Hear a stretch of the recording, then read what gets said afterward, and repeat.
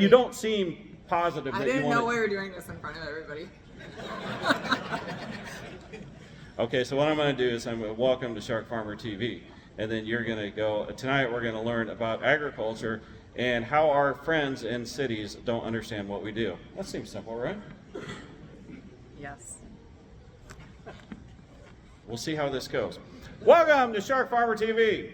And tonight we're going to learn about agriculture, how our... Yeah, let's do that again. Yeah. Okay. What's your position at the extension again? Extension agent. All right, I think we got it. I think that's a wrap. All right, what I need from everybody back there is everybody go enjoy the show. And they did just as well as you did. All right, enjoy the show. Unstoppable, unshakable, but it rolls off the tongue, unfakeable. It's unavoidable, he's so relatable. Read between the lines, start to loosen up your mind. A ground shaker, a rule breaker. Hold tight, he'll roll you through every acre. So get ready for the next shaker.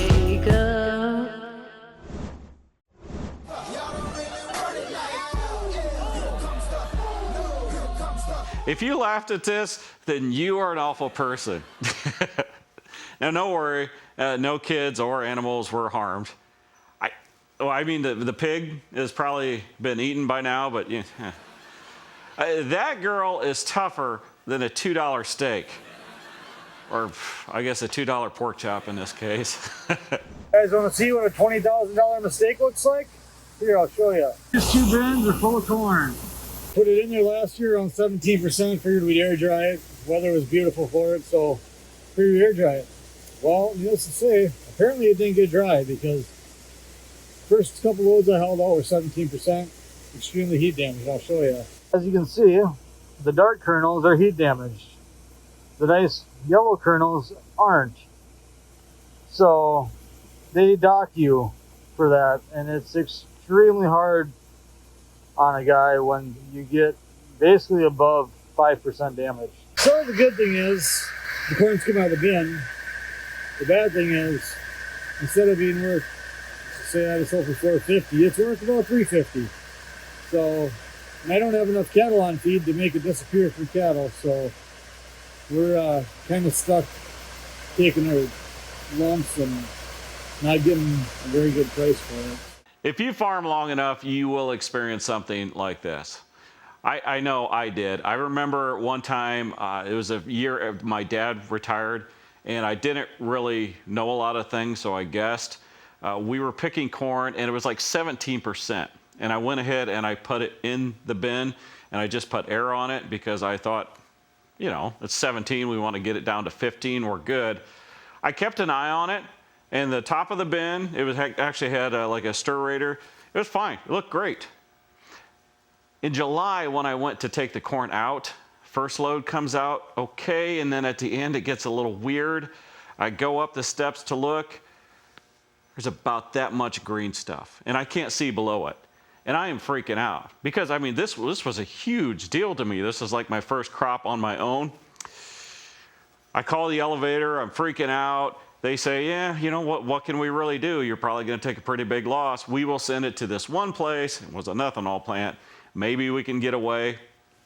Truck comes, gets the next load, starts clearing up. I got lucky. I didn't get dinged on that. But man, I tell you what, the anxiety and the fear that I had for about 2 hours, I never want to go through again. So I know it's fear. I hope he made out okay on that. We all do. Oh my God. Go run, little chicken, run, chicken, run!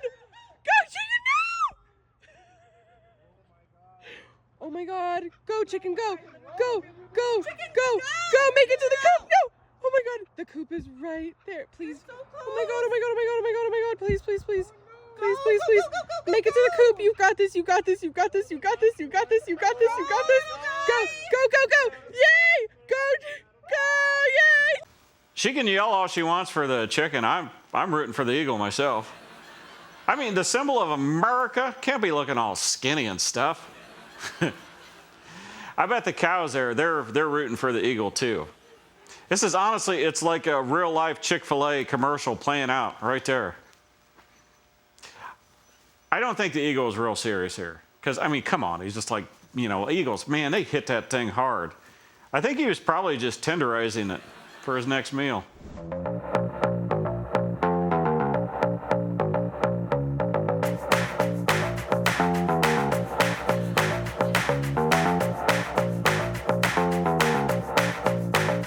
Holy cow, or bull, whatever. That is impressive. I wouldn't even be able to stand on the sideboards of the truck. Not even joking. This week's Machinery Clip of the Week is presented by John Deere.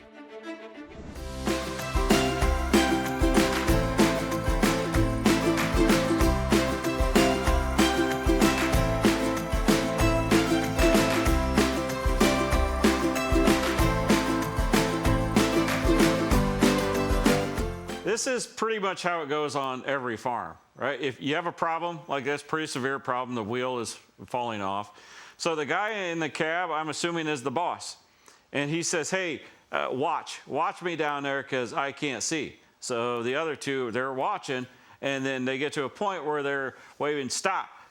Well, the boss, I don't know, he's like, nah, I'm not going to. And he just keeps backing up. I don't know why. I don't know what they're doing. I don't know why. But, you know, he's left, I know best. We are back on the streets of Nashville talking to people all over the country. We're seeing what they know about agriculture and how showing the farm life connects everyone. I had a little song, Albania, Albania, you border on the Adriatic. Your terrain is mainly mountainous and your main export is chrome. We're here on the streets of Nashville. We're going to find out what people know about agriculture and how it connects all of us.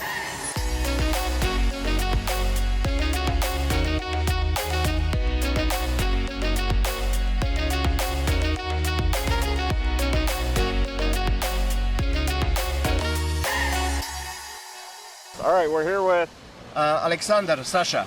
Okay. Yeah, I'm from Macedonia, Europe. From Macedonia. Yes, sir. What are you doing in Nashville? Well, we are visiting friends. Yeah? 2 weeks here, couple of days in Florida, and then home. Okay. Who's that taking a video of you? He's a friend of mine, and he is from Albania. Albania. Okay. Yes. Your main export is chrome. Did you know that? I didn't know that. Yeah. Is it chrome? No, it's the yes. main one. Yeah. Yes, but I remember we have... that because I remember studying it. I had a little song, Albania, Albania, you border on the Adriatic. Your terrain is mainly mountainous and your main export is chrome. Wow, Yeah. I didn't know that. Okay, we're here with, Adriana, and where are you from? Pittsburgh, Pennsylvania. Pittsburgh. What are you doing down here in Nashville? I'm hanging out with my sister-in-laws and my nieces. Oh, sister-in-law, so you Yes. don't necessarily like them. No, I love them. Why are you winking at me? I did not. You're lying. You just down here having fun? We are. Okay. Have you Yeah, a been couple days. anywhere fun? Not yet. We just went to Milk and Honey and had breakfast. Oh, you just got in? Yes. Okay. Our flight left at 6:15 this morning, so Do we you just have got in. plans for a concert or anything? No, Okay. not at all. We're just gonna do the sights. So what do you do for a living? I am a school teacher. Really? What grade? High school. Like what subject then? Spanish. See? See, That's literally all I know. more than most. Can you say please watch Shark Farmer in Spanish? Por favor, guarda el shark farmer. That's good enough. Okay. So obviously I don't know how to speak Spanish, but I do farm. So I'm going to show you some pictures of what I use. We'll see if you know what they are. Okay. Okay? What do you think that is? A plow. A plow? Plower? Plow. I don't know how you say that's wrong in Spanish. It's correct.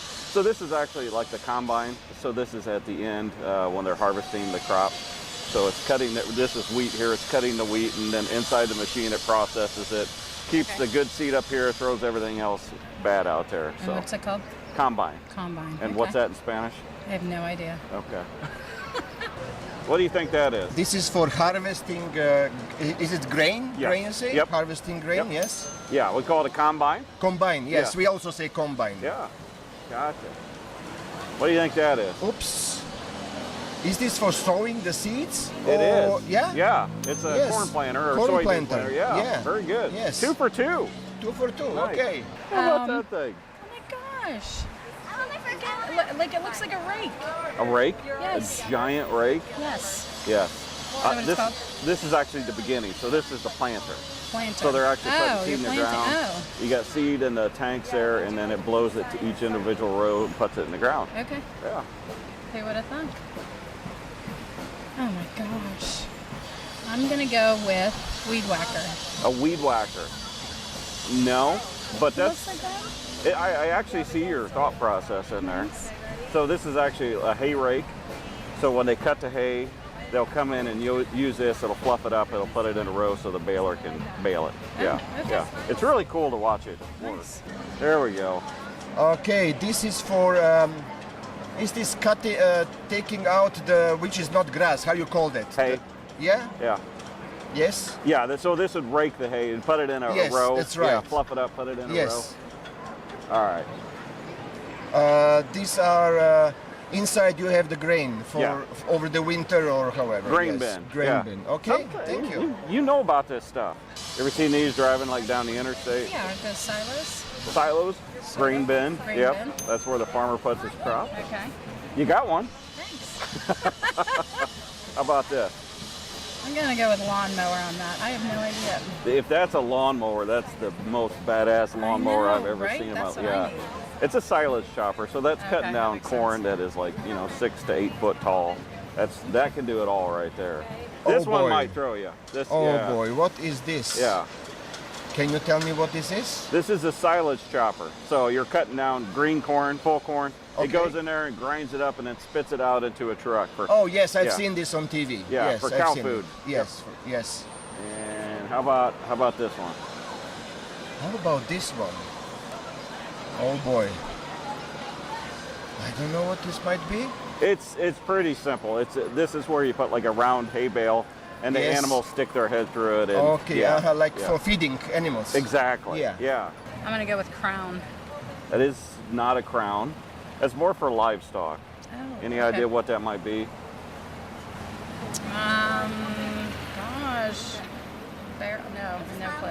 So basically, you put a round bale of hay in there, Okay. and then it kind of just keeps it in place where the So it animals doesn't don't fall spread out. it That all. makes sense. Where you're from? Is there any problem you being a preacher? Well, not yet. Not yet. Not yet. It's still free. Yeah. We have something what you would call Republicans in the government, so it's okay. And we are slowly recovering from the old government, Okay. which made our country basically bankrupt. How important do you think it is for people in the United States to learn how to speak another language? Oh, I think it's extremely important. Mm-hmm. This is just such a big world. Small but big. Yeah. Well, I tell you what, it's a pleasure meeting you. Thank you Yeah. very much. God bless you. You too. All right. Yes, I Thank wish you. you success. Have fun in Nashville. Thank you. Well, I hope you guys have a lot of fun in Thanks. Nashville. Thank you. I'm sorry you're Yeah. with your sister-in-laws, No, I but love it. yeah, I love them. you'll still have fun. It was really nice meeting you. All right, thank you. Coming up next, we talked with Emmy Armstrong. She's a Tennessee dairy farmer. She talks about how Hurricane Helene affected their farm. I never actually thought that there would be like an actual hurricane touchdown where we are. That Yeah. How much rain did you get? on our farm, according to our little gauge, it was like 9.5 inches or so of rain. Yeah. But the river, I think it like measured 27 feet.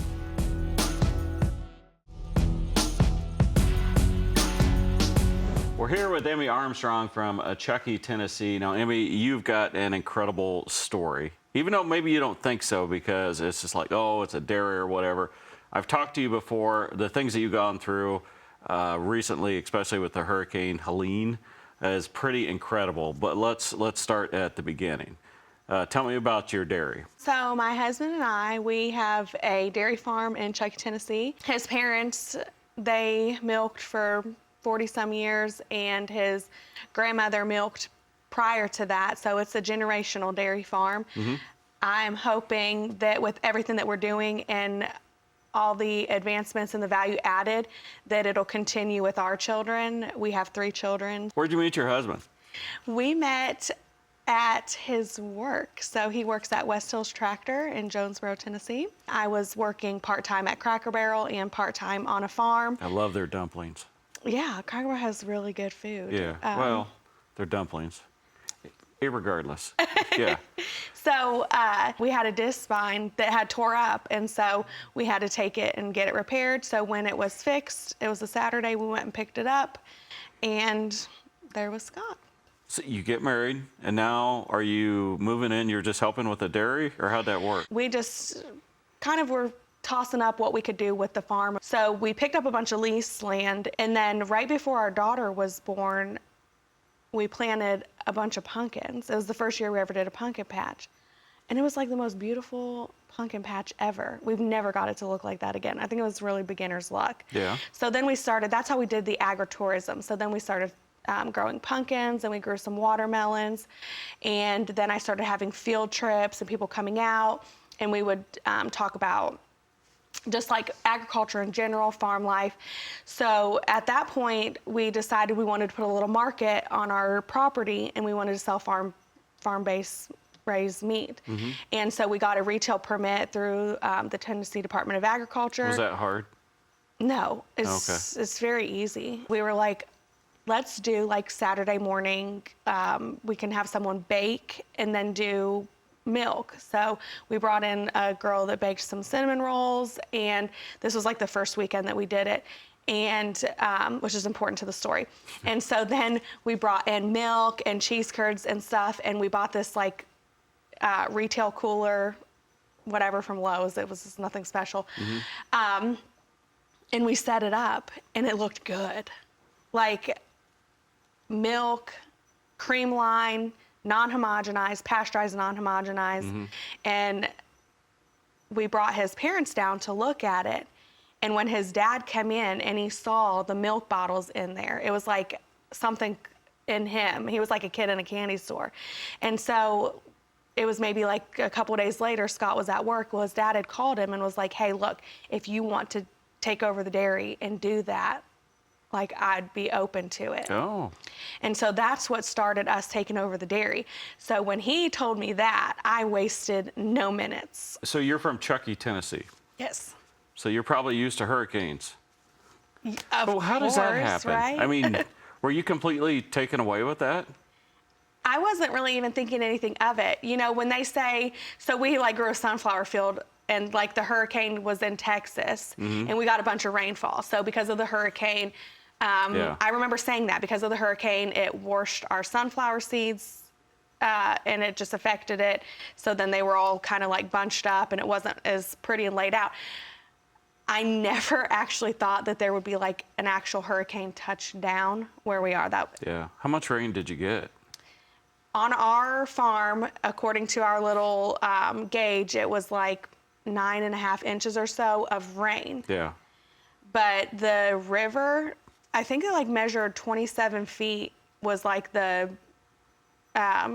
flood level? Yes. Yeah. And like where the max out, they couldn't, and it was way over that. So, I mean, you have a dairy. Didn't that shut it down?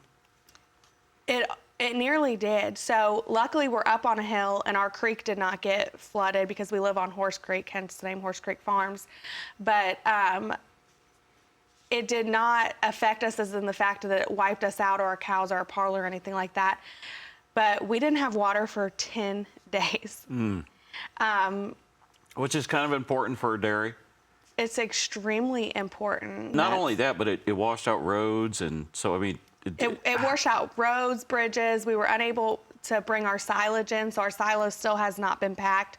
We take our mixed wagon across the river to get silage every couple of days, which affects the quality of the silage. Sure, yeah. We're basically on an island but you can't with just the mountain background. tell the cows, hey, take a week off. No. No more milking. What'd you do with all the milk? Our milk truck was able to come and pick up our milk. And so they were taking milk other places. They were coming to Nashville, Kentucky. So they were finding and routing our milk other places. It's now going back to Asheville because they got that highway open. So the phone call that I received the morning after when the bridges were out was basically, your just dump your milk until further notice. And so then I was in touch with the milk hauler, and they said that that bridge was open. They were going to be able to get to us. Yeah, that was tragic in that area, but it was, again, rural America taking care of themselves. You said, I mean, farmers actually rebuilt some of the roads themselves just to get things going. Yeah, it was really neat because like the day after, the second day after, you couldn't cross any of the bridges at that point. They were talking about having the National Guard bring us groceries and stuff in.